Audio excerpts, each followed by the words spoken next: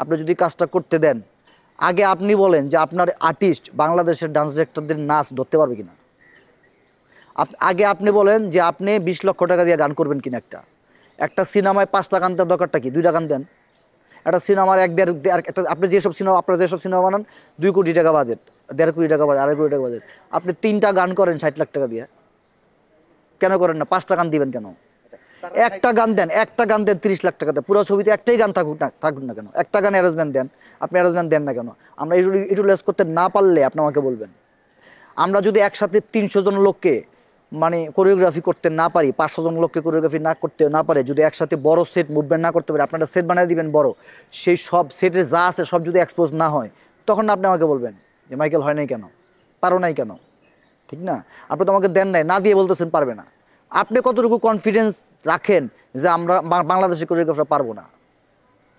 মানে আপনার এত মেধা হলো কীভাবে, আপনি জানলেন কীভাবে, আপনি আমার ভিতরে কেমনে ঢুকলেন?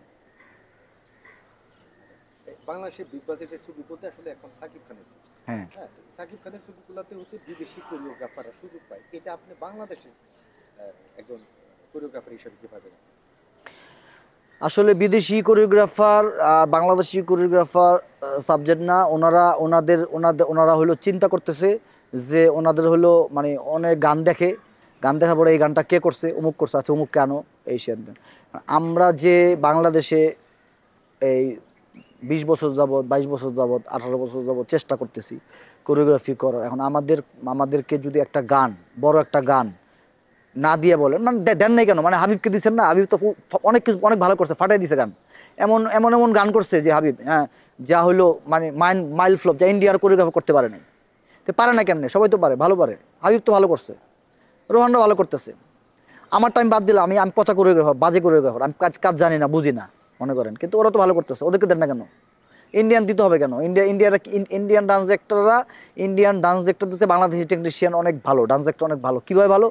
আপনি ওদেরকে বলেন না 2 ঘন্টা গান করতে, 5 ঘন্টা গান করতে, এক শিফটে গান করতে বলেন না, পারে কিনা দেখি।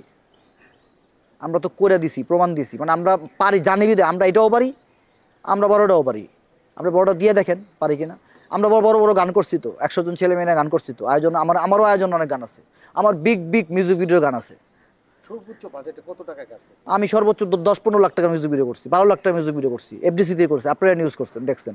100 জন ছেলে মেয়ের ছিল, কার গান ছিল, বড় বড় গান ছিল, বড় বড় মানে সেট ছিল। আমার কোরিওগ্রাফিতে 100 জন ছেলে মেয়ে নাচছে। সিনেমায় কেন হয় না এটা? আপনি সিনেমা দেন না কেন? আপনি বড় সিনেমা হলে ইন্ডিয়া চলে যান কেন? ঠিক না?